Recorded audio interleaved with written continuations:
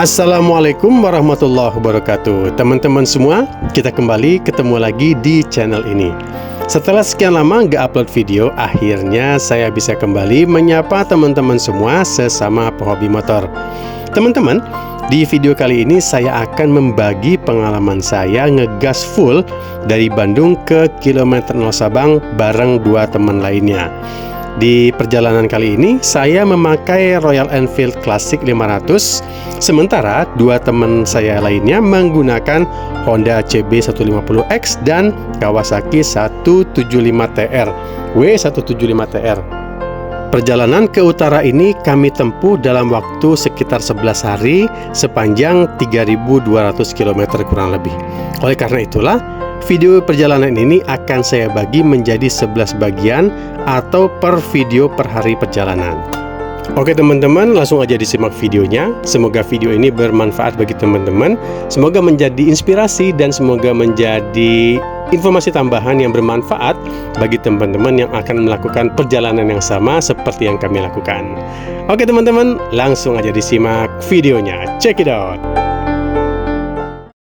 Jadi yang harus diingat bro, mau pakai motor apapun kalau touring itu bebas, tergantung situasi dan kondisi tiap-tiap orang.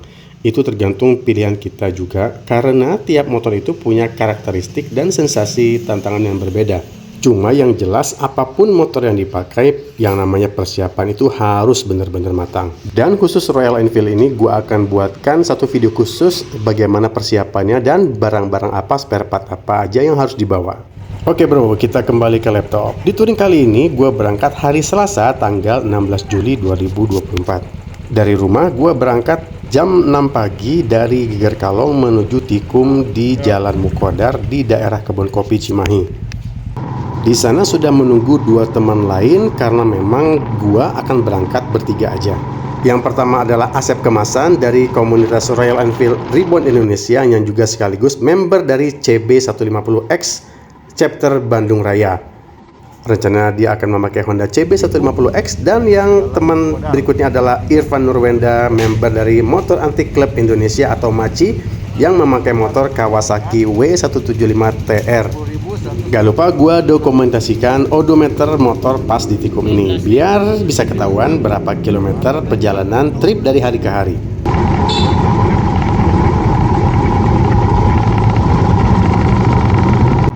Gak menunggu lama, setelah selesai berdoa bersama, kami langsung cus memulai petualangan kami. Rute yang diambil adalah melewati Jalan Raya Cimahi menuju Padalarang. Dan seperti yang sudah diduga, karena ini hari kerja dan hari sekolah, kami langsung disambut dengan kemacetan yang lumayan panjang dan padat. Jadi nggak heran kalau anak-anak motor itu kalau mereka mau touring ke Sumatera, mereka nggak suka banget lewat jalur ini, karena jalur ini itu pasti macet setiap hari. Setelah lewat dari kemacetan, kami langsung aja ambil ke jalur Citatah, lanjut ke jalur Cipatat. Setelah melewati jembatan Raja Mandala yang legendaris itu, kami rehat sebentar buat sarapan kupat tahu, sekaligus silaturahmi ke rumah seorang teman di kawasan tersebut. Di sini kami rencana berhenti sekitar 1 jam karena kami pengen ngobrol-ngobrol santai sambil ngopi-ngopi.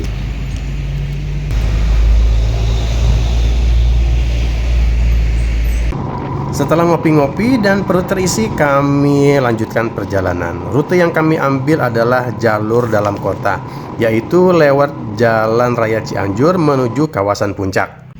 Udah lama banget bro gua nggak lewat jalur ini, ya sekitar terakhir itu 6-7 tahun lalu lah. Nah, kondisi lalu lintas di kawasan ini relatif aman terkendali sih, karena memang hari ini hari kerja, jadi nggak banyak kendaraan wisatawan yang lewat. Karena memang sejak tol Cipularang dibuka sekitar tahun 2005 atau hampir 20 tahun lalu, jalur Puncak Cianjur ini jadi nggak begitu ramai. Kalau dulu mau ke Jakarta atau Bogor itu pasti lewat sini. Nah, perjalanan bisa memakan waktu 5-6 jam kalau lancar. Jadi sekarang kalau lewat kawasan Puncak ini itu lebih ke nostalgia aja sih. Banyak spot-spot memorable masa kecil yang bisa kembali kita lihat selama melewati jalur ini. Ada Istana Bogor, ada Pasar Cisarua yang biang kemacetan, ada tikungan tapal kuda yang legend itu, dan yang pasti ini ada yang namanya itu restoran Rindu Alam. Ini restoran yang sama-sama kita tahu legend banget bro. banyak banget pejabat zaman dulu yang mampir ke sini, artis-artis dan bahkan pengunjung-pengunjung juga. Kalau mereka nggak makan, mereka cuman foto-foto doang di sini di rumah makan Rindu Alam yang posisinya itu pas di puncak. Makanya namanya itu Puncak Pas. Tapi sayang banget bro, si legend restoran Rindu Alam yang udah beroperasi sekitar 40 tahun lalu itu sudah tinggal nama, tinggal kenangan. Si legend ini ditutup karena izin usahanya nggak bisa diperpanjang oleh Pemprov Jabar. Sekarang di lokasi itu bangunannya udah berganti konsep dan izin usahanya kepemilikannya berganti kepada Asep Strawberry. Ini luar biasa nih Kang Asep. Di mana-mana restorannya, di Puncak ada, di Lembang ada, di mana-mana ada.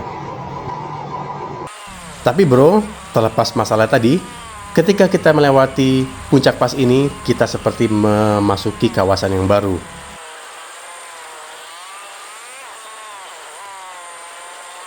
Kawasan Puncak sekarang itu berbeda jauh dengan tahun-tahun sebelumnya.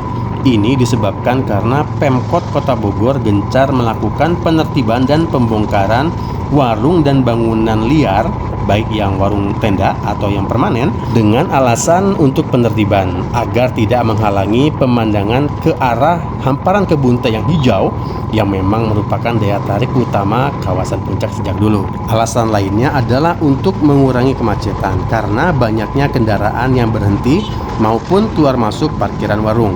Selain itu juga untuk mengurangi potensi sampah dan tentunya langkah ini sebagai bentuk respon dari keluhan banyak wisatawan tentang harga makanan dan minuman dan tarif parkir yang tidak wajar. Waktu gua kesana bro, suasana itu udah kayak habis terjadi bencana alam. Banyak puing-puing bangunan berserakan di pinggir jalan dan banyak banget petugas yang berjaga, baik dari petugas Satpol PP maupun kepolisian. Hal ini sih sebetulnya adalah langkah yang ditunggu-tunggu oleh wisatawan sejak dulu. Karena terbukti waktu kami ke sana, Puncak itu jadi kayak kawasan yang baru. View ke arah hamparan kebun teh jadi bebas jelas terlihat tanpa terhalangi bangunan permanen atau warung-warung yang selama ini dianggap sebagai polusi pemandangan di kawasan Puncak. Semoga aja bro, langkah ini bisa ditiru oleh pemerintah kota Cianjur yang bisa menertibkan bangunan liar di kawasan Puncak.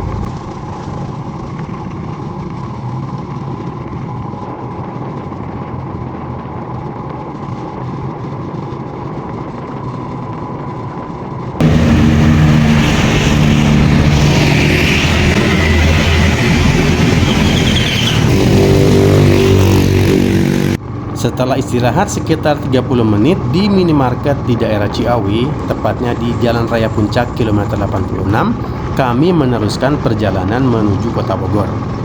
Dari simpang Jalan Tol Gadok Ciawi, kami melipir ke kiri ambil ke Jalan Cibalok, terus belok kanan ke arah Jalan Raya Wangun, terus ke Jalan Bogor Ciawi dan Jalan Raya Tajur. Dan sampailah kami di Kota Bogor. Di kota hujan ini kami kembali berhenti untuk isoma atau istirahat untuk sholat dan makan di salah satu restoran sate atau sop kaki yang ada di Kota Bogor.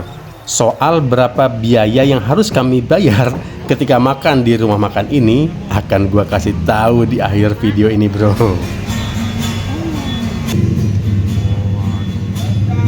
Setelah sekitar 1 jam berhenti, habis makan, ngopi-ngopi, sholat jamak zuhur dan asar, dan baring-baring sebentar di musola, kami kembali melanjutkan perjalanan. Rute yang kami ambil adalah ke arah kampus IPB di Jalan Raya Cibadak, Ciampea. Setelah melewati kampus IPB, patokan tujuan yang kami ambil adalah kawasan Jasinga. Untuk menuju ke sini, kami melewati Jalan Raya Ciampea, kemudian Jalan Raya Lewiliang, kemudian Jalan Raya Sadeng, Jalan Raya Cigudeng, dan Jalan Raya Jasinga. Di kawasan Jasinga ini kami kembali berhenti rehat di sebuah warung kopi. Di warung ini banyak banget supir-supir truk yang beristirahat juga. Menurut kabar dari Kang Irfan, anggota rombongan gua, teman-teman dari Maci yang berangkat pergi atau pulang touring ke Sumatera selalu mampir di warung ini. Selain karena harganya murah, warung ini juga menyajikan makanan yang dimasak pakai kayu bakar bro. Asik kan? Nah boleh nih dicoba kalau lo lewat sini.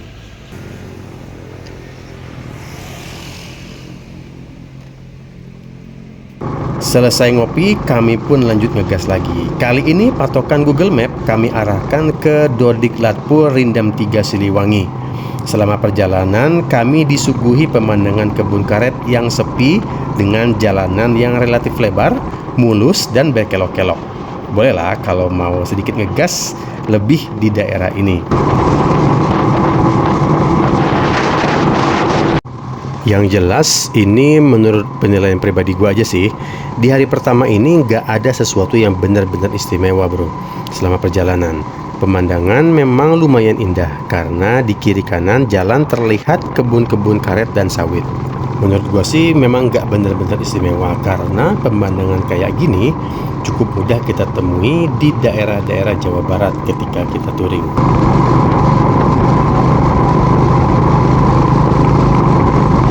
Setelah melewati markas TNI Dodiklatpur Rindam 3 atau Depo Pendidikan, Latihan, dan Pertempuran Kodam 3 Siliwangi, Google Map kami arahkan ke kawasan Rangkas Bitung.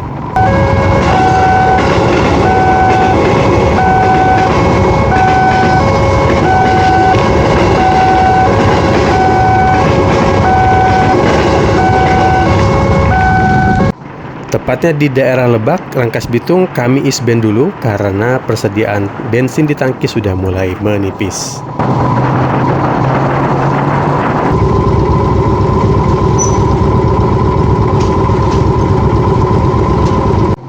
Setelah isi bensin, kami kembali melanjutkan perjalanan.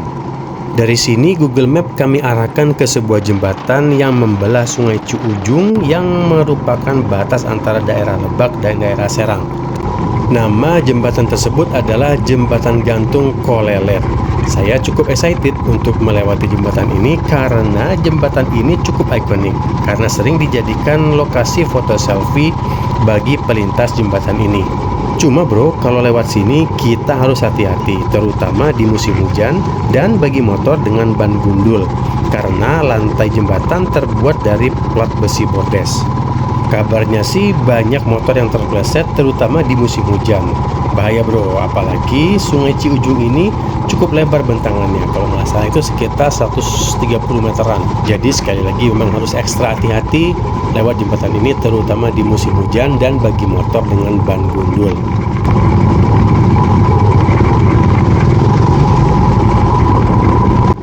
Oke, dari jembatan ikonik ini, Gmap langsung kami arahkan ke kota Cilegon. Dari jembatan Kolelet ini, kita akan diarahkan ke Jalan Tunjung Teja Bojong, terus ke Jalan Abdul Kabir, lalu ketemu alun-alun Tunjung Teja, kemudian lanjut ke Jalan Raya Petir Serang, lanjut ke Jalan Raya Serang Cilegon.